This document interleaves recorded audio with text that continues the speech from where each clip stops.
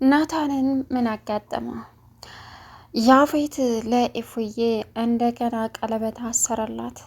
ኤፉዬ ነፍሰ ጡር ሆነች። ያሳዝናል። ኤፉዬ እንግዲህ ያልጠበቀችው ነገር ተፈጠረ። እሱም ምንድነው? ከያፌት ነፍሰ ጡር ሆናለች። አይገርምም? ያፌት አሁን ይህንም ቢሰማ ምን ያክል እንደሚደሰት እርግጠኛ ነኝ። ዛሬ ቀለበቷን አሰረላት ሳትፈልግ በግድ። ናታን ደግሞ ከዳራ እናት ጋር ስራውን እንደሰራና አሁን እሷ ጋር መገናኘት እንደሌለበትም አስጠንቅቃ ነገረችው የዳራ እናት። ነገር ግን ከባዱ ነገር ደግሞ አሁን ቢኒ በናታን በጣም ተበሳጭቶበታል፣ ፊቱን አዙሮበታል። እውነት በጣም ያሳዝናል። ናታን የራሱን ስራ እየሰራ እሱን የረሳው ስለመሰለው ቢኒ ከምንም በላይ ተናዶበታል። ሲቀጥል ኤፍራታ አቤልኛ ጋር ይኖር ብላ ያፌትን ጠየቀችው፣ ግን ደግሞ በፍጹም እንደማይሆን ነገራት። ኤፍራታ አሁን ምን ማድረግ ነው ያለባት? ናታን ያልጠበቀው አደጋ ገጠመው። እሱም ምንድን ነው? ያፌት አጅሬው እጁን ቀርጠፍ አደረገው፣ በጋርዶዎቹ ማለት ነው። እጁን ማሽን በልቶታል። ናታንን ከዳራ ጋር ተገናኝቶ በተለያየበት አጋጣሚ ያፌት ወሰደው። በሚከብደ ሁኔታ እንግዲህ ጽዮንና ኤፉዬ ብዙ ነገር እያስተናገዱ ይገኛል። ጽዮን ጋር ደውሎ አቤል በፈለግኩት ሰዓት እንደፈለግኩ መጃጃል እችላለሁ እያላት ነበረ። ጽዮን ምን ማድረግ እንዳለብኝ እንዴት ደካማ ሆናለሁ እያለች ትገኛለች። ቢኒ አንዱ ያልተረዳው ነገር አለ። ሰላም ውድና የተከበራችሁ የቻናሌ ቤተሰቦች እንዴት ናችሁ? ልኝ ሰላማችሁ ይብዛልኝ። ለዚህ ቻናል አዲስ የሆናችሁ ሰብስክራይብ ያደረጋችሁ ቪዲዮውን እስከ መጨረሻው ተከታተሉ። ዛሬ እንግዲህ ሐረግ ድራማ ከባለፈው የቀጠለ ይዘን መጥተናል። ኤፉዬ እንግዲህ በተነጋገረችው መሰረት ከአቤል ጋር ያፌትን ጠየቀችው። ያፌት ደግሞ በፍጹም እኛ ጋር ሊኖር አይችልም፣ ምንም ነገር ጠይቀሽኝ እምቢ አልልሽም፣ ግን ደግሞ ይሄ ያመጣሽው ሀሳብ በፍጹም አይሳካም። ሰራተኛ ከፈለግሽ ሰራተኛ እመጣልሻለሁ አላት። እሷ ደግሞ እንዴ ሰራተኛ አልፈልግም፣ አቤል ያንተ ዘመድ ስለሆነ ምናምነው የምናቀርበው እሱ ነው ብዬ ነው የማስበው አለችው። በፍጹም እሽ ልልሽ አልችልም ብሎ ጥሏት ሄደ።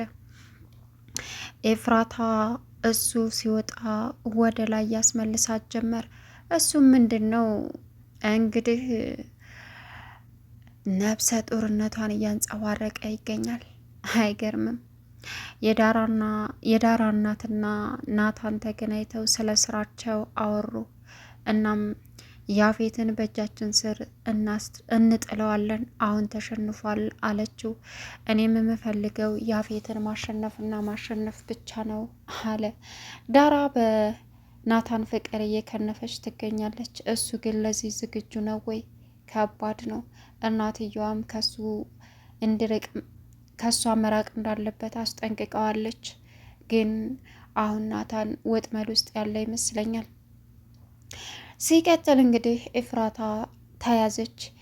ያፌትን አጠጥታ ሰክሮ እንደተኛ እጁ ስር ወይም ደግሞ እኪሱ ስትገባ ፍላሹን ለማውጣት እጇን ሴት አርጎ ያዛት። አሁን የመጨረሻ ውርደት ተከናነበች። ያፌት ባለፈ ናታን እኔ ጋር ስራ ሲለው እሷና ናታን ተባብረውብኝ ነው እያለ ነበረ። አሁን ግልጽ ሆነለት። ኤፍራታ ምን ይገጥማት ይሆን? እውነት በጣም ያሳዝናል። እጇን እንቅ አርጎ ይዞ መንቀሳቀስ አልቻለችም። ያፌት ብልጥና አራዳ ነው። ማንም ሰው ሊሸውደው አይችልም። ፍላሹን ስታወጣበት አጅሬው ሆዬ እጇን እንቅ አደረጋት። ኤፍራታ በዛው በቆመችበት ደርቃ ቀረች። ምን ያጋጥማታል? አይገርምም? ኤፍራታ ደስተኛ ትመስላለች። ቀለበት ሲያስርላት ራሱ እሽ ብላ ያሰረችው ፈልገው መስሎታል። ያፌት በደስታ ተዋጠ። እሱም ምንድን ነው ኤፍራታ አሁን ወደ እኔ ሆናለች ብሎ ነበር። ኤፍራታ እሱን በመጠጥ አስክራ የምትፈልገውን ነገር ከኪሱ አውጥታ ፋይሉን ለመውሰድ ነበረ፣ ግን አልተሳካላትም።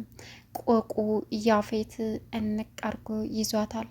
ግን ናታን አሁን ሰተት ብሎ ለቢኒ ደወለለት። ቢኒ ደግሞ በፍጹም አንተንም ሆነ እህትም ማውራትም ማየትም አልፈልግም አለው። ናታን ያልገባው ነገር አለ። እናም እንደምትናደድብኝና እንደምታዝንብኝ አውቃለሁ፣ ግን ቢሆንም ደግሞ እመነኝ፣ እኔ በፍጹም አንተን ላለማሰብ ወይም ላለመፈለግ ፈልጌ አይደለም፣ መጥቼ ቤት እናወራለን አለው። ገኒ ይሄን ስትሰማ ቢኒ የሚያወራውን ስለተረዳች የግድ ተንተባትባ አወራች። ቢኒ ደግሞ እውነት የባል ወንድም እንደዚህ ከሆነ እጅግ ያስቀናል። የቢኒ ስራ ገኒን እግሯን አጠባት።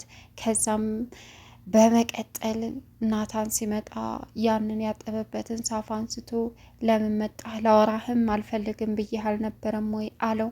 ከዛም አይ እኔ እናንተ ማውራት አለብን፣ እዚህ ገኒ ያሟታል፣ ይህን ደግሞ ክርክራችንን መስማት የለባትም፣ እውጭ እንውጣ ብሎ ሲለውም ቢኒም ቢያለ ገኒ ሂድለት ስትለው ሄደ። እናም ሊያወሩ እንዳሉ ያፌት ደውሎ ቢኒ እንዴት ነህ ሲለውም ደህና ነኝ፣ ምን ፈለክ ሲለውም እኔ እንዳስፈታው አትርሳ፣ አብረን እንስራ፣ ያን ክስ የምትለውን ነገር ተውና ና እኔ ጋር እንስራ፣ ምክንያቱም ከአንዴ ሁለቴ ከሰኸኝ ምንም ያመጣኸው ለውጥ የለም አለው። ያንም ሞትቻ ደግሞ አብረን እንጋፈጥ አለ። ቢኒም ተናደደና አንተ ቆሻሻ እማትረባ አሳያለሁ ብሎ ስልኩን ዘጋ። ናታንም ምንድን ነው ብሎ ሲጠይቀው ቢኒ ግን አልነገረውም። ምንድን ነው? ከአንተ ጋር ማውራት አልፈልግም አለው። ይኸውልህ ቢኒ፣ እህቴ በአንተ ፍቅር እየተጎዳች ነው። በቃ አንተ ሙታ ስትባል ያጣች መስሎ በጣም ራሷን መቆጣጠር አቅቷት ነበር አለው። ስለምን ፍቅር ነው የምታወራው? ፍቅር በአንተ ሲወራ አያምርም። ናታን እዛ ጨለማ ክላስ ስታሰርኩበት መጥቶ ያድነኛል ያስፈታኛል ያልኩት ራሱን አሽሽቶ ሄዷል። አሁን እህትም ቢሆን አይኗን ላይ አልፈልግም። ስለ ፍቅር ደግሞ አንተ አይደለ እንዴ ከእህት የራቅ ብለህ ያስራከኝ? ስለዚህ ፍቅር ምን እንደሆን በአንተ ሲወራ አያምርም ብሎ ቢኒ ናታንን ጥሎት ሄደ። ናታን የመጨረሻ አለቀሰ። ቢኒም ለመጨረሻ ጊዜ አንተና እህትህ በዞርኩበት እንዳዞሩ በማለትም ተናግሮት ሄደ። አሁን ናታን ከዳራ ጋር ተገናኘ። ዳራም እኔ እየደወልኩልህ ለምንድን ነው ስልክ ማታነሳው አለችው። አይ እኔማ እንግዲህ እናትሽ ስራ መስራት አለብህ ማንንም እንዳታገኝ ብላ ስላስጠነቀቀች ነው አላት። ሲቀጥል ቤዛ እንግዲህ ከናውድ ጋር ስፖርት ሰርታ ወደ ቤት ተመልሳለች። ደስ ብሏታል። ስፖርቱ እንግዲህ በቃ ቢይዛትም የሰራችበት ስትራቦ ግን ደስተኛ እንደሆነችም ደውላ ነገረችው። ናውዲ ተመልሶ ሲሄድ እናቱ ከናታን ተለያይታ አገኘችው። ከዛም ለልጇ ለዳራ ያሳመነቻት ናውዲ አባቱን አስወግዷል ብላ ነው። ይገርማል። እራሷ ናት ያስወገደችው። እህትየዋ ለሱ ያላት ጥላቻ እየከበደ መጣ። ለናታንም ናውዲ በአባቴን በዛ ላይ እያለችም ነበረ እና እናትየዋ አረመኔ እንደሆነች ልጁም እኔን ማስወገድ ከፈለግሽም ይሄ አስወግጅ፣ በመንገድሽ ላይ ገባውብሽ፣ እንደዛ ብታረጊ ደግሞ ምን እንደማደርግ ታውቂያለሽ አላት። በጣም ይገርማል። እንግዲህ ጽዮን ቁጭ ብላ ቤዛ ጋር እንደሄደች ቤዛ አልጋ ላይ ቁጭ እንዳለች ቤዛ ስፖርት በሰራችበት ትንሽ የስትራቦ ህመም እየተሰማት ያለ ልብስ እያጣጠፈች ነበር። ቤዝ ልብስ እያጠፍሽ ነው አለቻት። አዎ መተኮሻው ደግሞ ናቱ ጋር ነው መሰል ሂጅ ላምጣው ብላ ሄደች። በዛ አጋጣሚ አቤል ደወለላት ለጽዮን። ጽዮንም ምን ሆነ ነው አለችው። ከዛም ምን ፈለግ ስትለው ምንድን ነው ስትለው የምን ምንድን ነው አላት። ምን ፈልግ ነው? አትጃጃልብኝ። በፈለኩት ሰዓት መጃጃል እችላለሁ። በዛ ላይ ደግሞ በጣም እንደምወድሽ አልገባሽምና ነው አላት። አንተ አውሬ፣ በፍጹም አልፈልግም፣ አትደውልብኝ አለችው። እኔ ከአንቺ ምርቅ ይመስልሻል? ልቅስ አርፈሽ ብትቀመጭ ነው የምሻልሽ። መቼም ቢሆን ከአንቺ መረቅ አልችልም። ኦኬ አላት። እዘጋዋለሁ ብላ ጆሮው ላይ ስዘጋበት አሳይሻለሁ እኔ ማን እንደሆንኩኝ አለ። ጽዮንም ተናደደችና ለምን ደካማ ሆንኩኝ? ለዚህ ለማይረባ እንዴት አንድ ነገር አጣለታለሁ?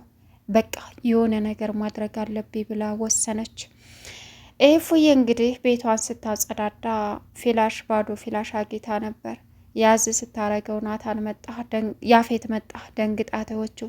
ከዛም እራት እውጭ እንብላ ብሎ ሲቀጥራትም እቤት ነው የምፈልገው አለችው። በቃ ማታ ወይን ይዤ እመጣለሁ አላት። እሷም እሻለች። ያፌት መጥቶ አስክራዋለች። ቀለበት አሰረላት። ሳትፈልግ በግዷ ያንን ቀለበት አሰረች እፉዬ። እናም በተኛችበት ያፌት የእጇን የጣቷን ቀለበት ለክቶ ነበር የሄደው። ምክንያቱም በፊት የገዛላት ተልቆባት እንደማትለብስ አሳይተው ነበረ። እናም አሁን ደግሞ ስራ ቦታ ልትገባ ተስማሙ። በጣም ደስ አላት። እናም ያንን በተመለከተ አስመስላ አብሬ ልሰራ ነው በቃ አለችው። አዎ ግን ደግሞ ስራ ቦታ የኔ ሚስት መሆንሽን ባለቀለበት መሆንሽን ማየት አለባቸው አለ። ስትጨፍር አገኛት። በጣም ደስ አለው። የኔ ሚስት እኮ ምንም ብታደርግ ያምርባታል የኔ ንግስት አለ። ደስታውን ሳይጨርስ ኤፍራታ መስከሩን ደካማ ጎና አድርጋ ከኪሱ ስትገባ ግን ትልቅ ነገር አጋጠማት። ያንም ፍላሽ ከኪሱ አውልቃ ላሽ ልትል ስትል ያፌቶቼ እጇን ለቀም አድርጎ እዛ አስቀራት። ኤፍራታን በፊትም ጠርጥሯት ነበረ። እኔን ለናታን ብላ ሳይሆን ያገባችኝ ናታንና እሷ ተመካክረው የኔን ህይወት ማበላሸት ነው በማለትም እቅድ ላይና እሷን ክትትል ማድረግ እንዳለበት ነበር ያሰበው። አሁን ግልጽ ሆነለት። ኤፍራታ ላይ ምን ያጋጥማታል ወደፊት? እውነት በመጠጥ መንፈስ ሆኖ ይረሳላታል ወይስ ከሱ እጅ ፈልቅቃ ሄዳ ትድናለች? በጣም ከባድ ነው። ናታን ከአዲሷ ልጅ ጋር ምን እያደረገ ነው? ኤፍራታ ለሱ ብላ ዋጋ መክፈሏን የሚያውቀው ነገር የለም። አሁን ኤፍራታ ትልቁ አሳሳቢው ምንድን ነው? ነብሰ ጡር መሆኗ ነው። እያቅለሸለሻት ትገኛለች። ቻናሉን ሰብስክራይብ እያደረጋችሁ ቪዲዮውን እስከ መጨረሻው ተከታተሉ።